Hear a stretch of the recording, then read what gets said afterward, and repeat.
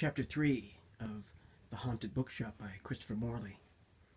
Titania Arrives. The first pipe after breakfast is a rite of some importance to seasoned smokers, and Roger applied the flame to the bowl as he stood at the bottom of the stairs. He blew a great gush of strong blue reek that eddied behind him as he ran up the flight, his mind eagerly meditating the congenial task of arranging the little spare room for the coming employee. Then, at the top of the steps, he found that his pipe had already gone out. What with filling my pipe and emptying it, lighting it and relighting it, he thought, I don't seem to get much time for the serious concerns of life. Come to think of it, smoking, soiling dishes and washing them, talking and listening to other people talk, take up most of my life anyway. This theory rather pleased him, so he ran downstairs again to tell it to Mrs. Mifflin. Go along and get that room fixed up, she said, and don't try to palm off any bogus doctrines on me so early in the morning. Housewives have no time for philosophy after breakfast. Roger thoroughly enjoyed himself in the task of preparing the guest room for his new assistant. It was a small chamber at the back of the second story, opening onto a narrow passage that connected through a door with the gallery of the bookshop. Two small windows commanded a view of the modest roofs of that quarter of Brooklyn, roofs that conceal so many brave hearts, so many baby carriages, so many cups of bad coffee, and so many cartons of Chapman prunes. By the way, he called downstairs, better have some of the prunes for supper tonight, just as a compliment to Miss Chapman. Mrs. Mifflin preserved a humorous silence. Over these non-committal summits, the bright eye of the bookseller, as he tackled up the freshly ironed muslin curtains Mrs. Mifflin had allotted, would discern a glimpse of the bay and the Leviathan ferries that link Staten Island with civilization. Just a touch of romance in the outlook, he thought to himself. It will suffice to keep a blasé young girl aware of the excitements of existence. The room, as might be expected in a house presided over by Helen Mifflin, was in perfect order to receive any occupant, but Roger had volunteered to psychologize it with such a fashion as he thought would convey favorable influences to the misguided young spirit that was to be his tenant. Incurable idealist, he had taken quite gravely his responsibility as landlord and employer of Mr. Chapman's daughter.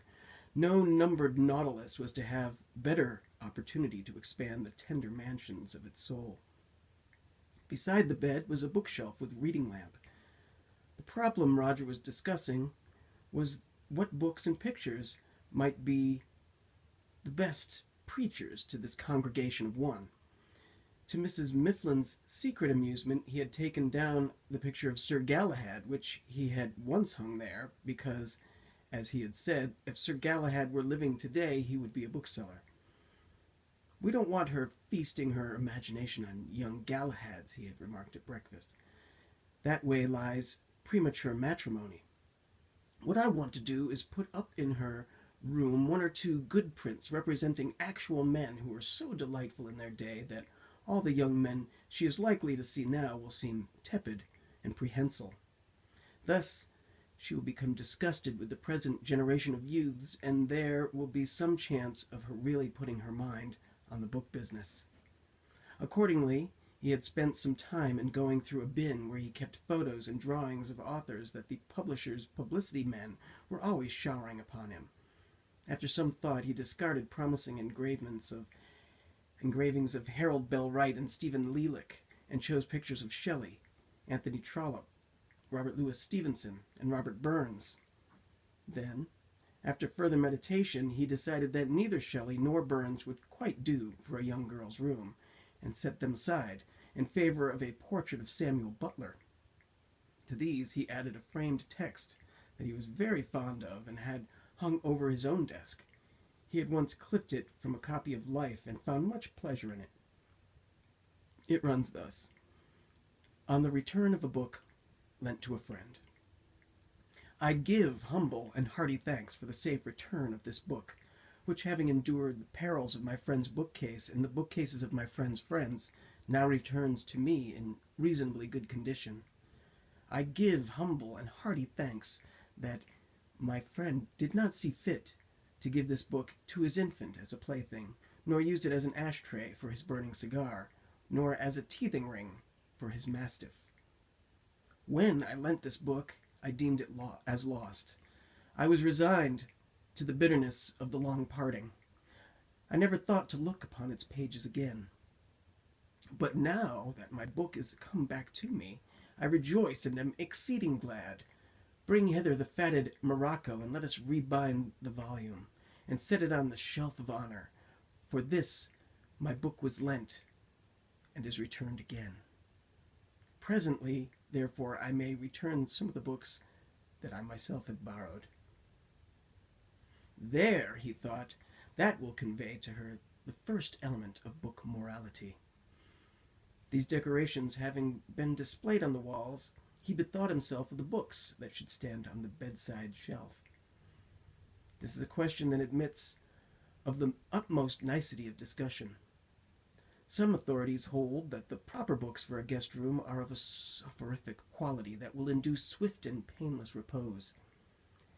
This school advises The Wealth of Nations, Rome Under the Caesars, the Statesman's Yearbook, certain novels of Henry James, and the letters of Queen Victoria in 3 volumes.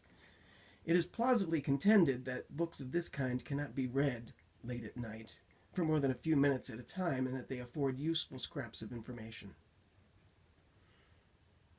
Another branch of information recommends that for bedtime reading short stories, volumes of pithy anecdote, swift and sparkling stuff that may keep one awake for a space, yet will advantage all the sweeter slumber in the end. Even ghost stories and harrowing matter are maintained seasonable by these pundits.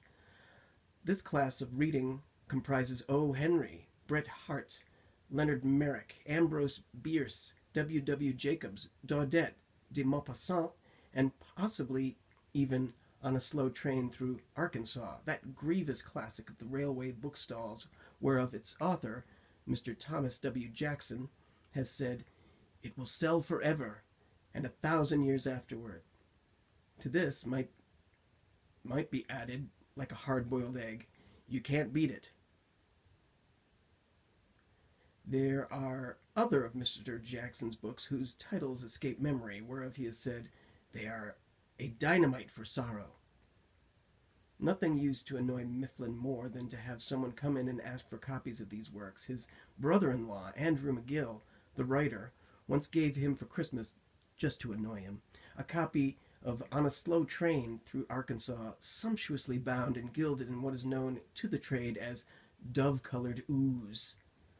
Roger retorted by sending Andrew, for his next birthday, 2 volumes of Bran, the Iconoclast, bound in what Robert Court's Holiday calls embossed toadskin.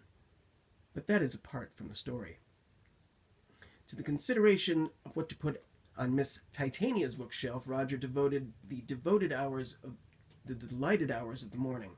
Several times Helen called to him to come down and to attend to the shop, but he was sitting on the floor unaware of numbed shins, poring over volumes he had carted upstairs for a final culling. "It will be a great privilege," he said to himself, "to have a young mind to experiment with.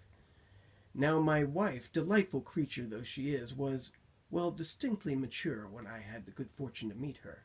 I have never been able properly to supervise her mental processes, but this Chapman girl will come to us wholly unlettered.